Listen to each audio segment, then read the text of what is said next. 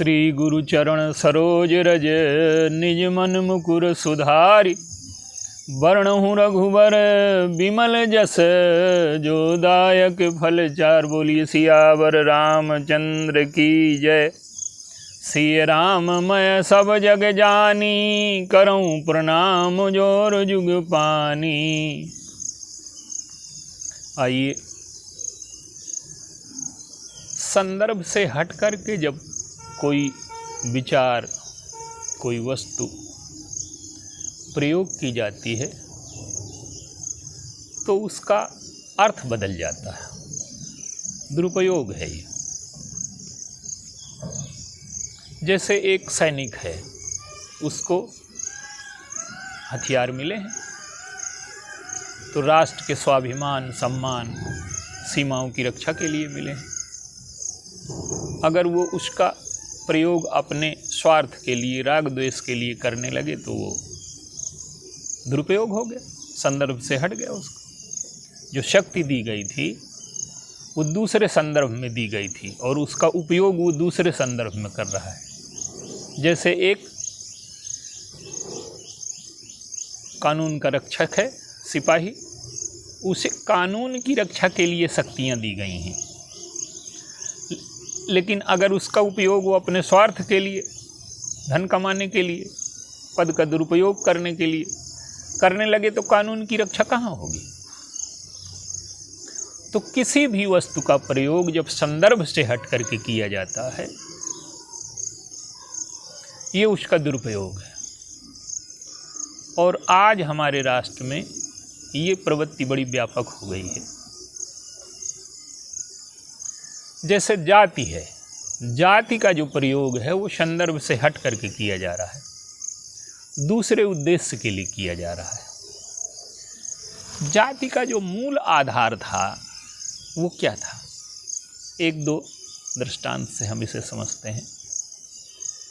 जैसे कि ब्राह्मण है, ये जो देश है ये साधना का देश था, सत्य का आराधक देश था, ज्ञान का आराधक देश था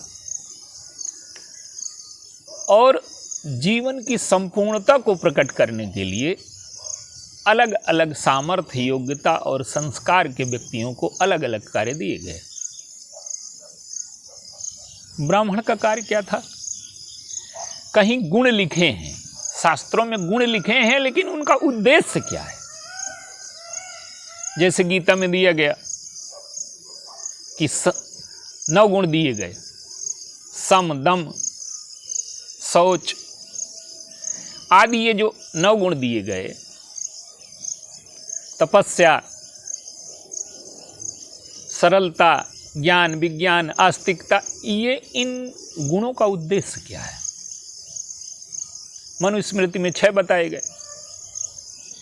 इनका उद्देश्य क्या है? इनका उद्देश्य है ब्राह्मण वेदों का अध्ययन करे और वेदों का अध्ययन करके विषयों पर विजय प्राप्त करे।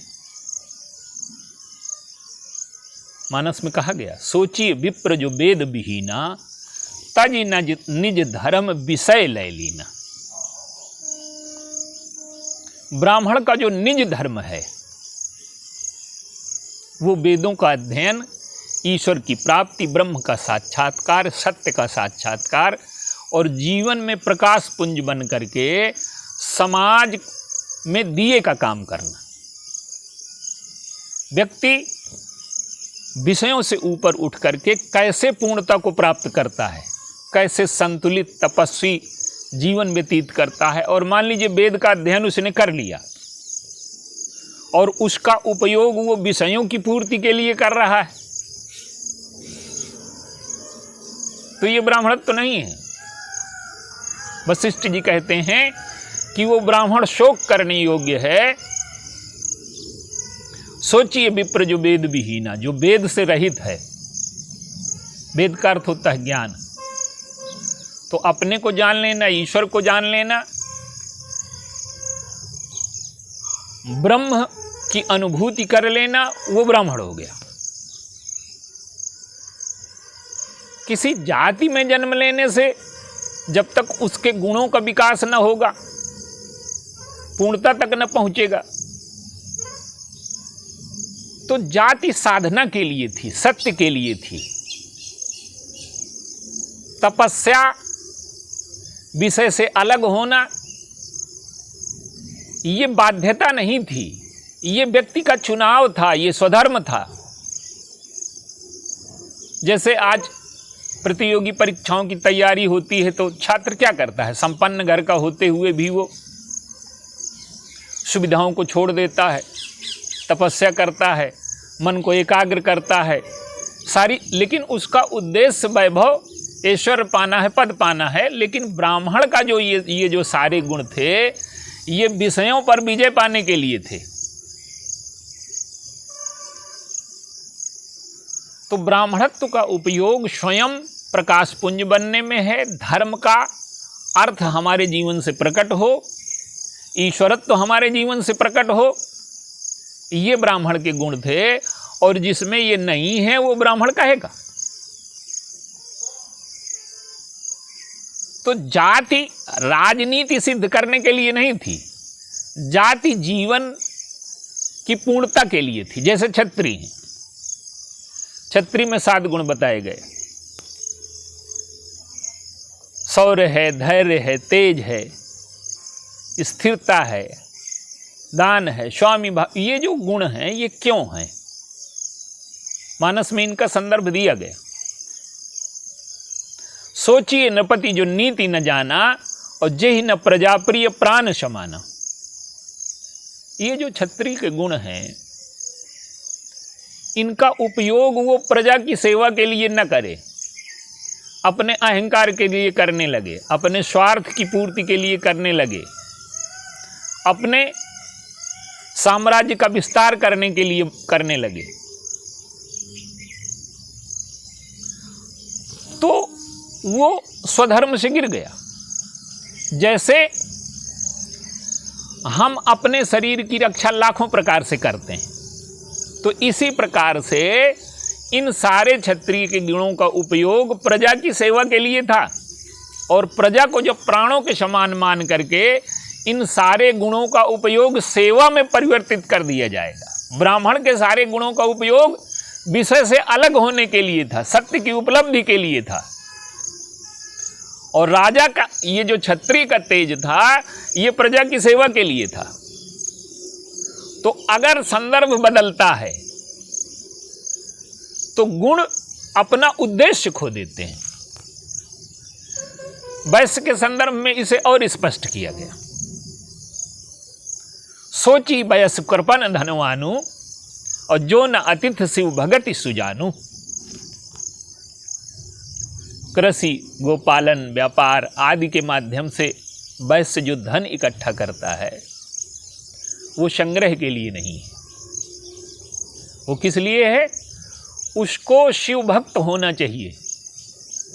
शिव भक्त का अर्थ है कि जैसे शंकर जी उदार दाता हैं, उसी प्रकार से वैश्य के धन का उपयोग उदारता पूर्वक दान में और अतिथि की सेवा में। कबीरदास जी से भगवान पूछते हैं कबीरदास जी से कि तुम्हें कितना धन चाहिए? तो कहते हैं कि साईं इतना दीजिए, इतना जामे कुटुंब समाए, मेरे परिवार का भरण पोषण हो जाए, और मैं भी भूखा ना रहूं, मुझे भी भूख लगती है, और साधु न भूखा जाए। तो जो लेन देन दोनों का ध्यान रखता है, केवल संग्रह करने लगे बस, उसको पेट कहा गया। पेट अगर केवल संग्रह करने लगे और बांटना बंद कर दे, पेट क्या करता है? सारे भोजन को इकट्ठा करता है, फिर उसे पचाता है, और पचा करके फिर उसे रक्त बना करके सारे शरीर में पहुंचाता है। और अगर पेट इकट्ठा कर ले तो मनुष्य मर जाए। तो इसी प्रकार से जो जाति का संदर्भ है, उसकी उपयोगिता मुख्य है। जैसे कि शूद्र का धर्म सेवा बताया गया। सेवा अगर किसी पर लाद दी जाए, ये उसके साथ अन्याय है। और शूद्र पर सेवा लाद दी गई, वो तीनों वर्णों से अधिक धार्मिक था, अधिक धर्म को मानने वाला था, उसका जीवन पवित्र था, उसकी वासना न्यूनतम थी। ये जो उच्च वर्ण है, बीच में इनका चरित्र गिर गया, लेकिन वो सेवा को स्वीकार करके जीवन को धन्य बनाने के अलग अलग साधन हैं। संस्कार, योग्यता, सामर्थ्य सबकी एक जैसी नहीं होती, और जब एक जैसी नहीं होती तो सबके कर्म अलग अलग होते हैं। जैसे आज भी क्या किया जाता है, सरकार में अलग अलग वर्णों के लोग अलग अलग कार्य करते हैं। कुछ वातानुकूलित कमरों में बैठ करके कार्य करते हैं, और दूसरे वर्ण का जो सैनिक है उसी सरकार के अंतर्गत काम करते हैं। वो हिमालय में रहता है। अगर वो समानता के आधार पर मांग करे कि हमें भी ऐसा मिले, तो मांग उसकी न्यायपूर्ण है, उचित है, पर व्यवहारिक नहीं है। तो समाज में तमाम ऐसे कार्य होते हैं जो न्यायपूर्ण, उचित होते हुए भी देश की रक्षा के नाम पर उसे त्याग करने के लिए प्रेरित किया जाता है। यही पहले स्वधर्म के नाम पर किया जाता था।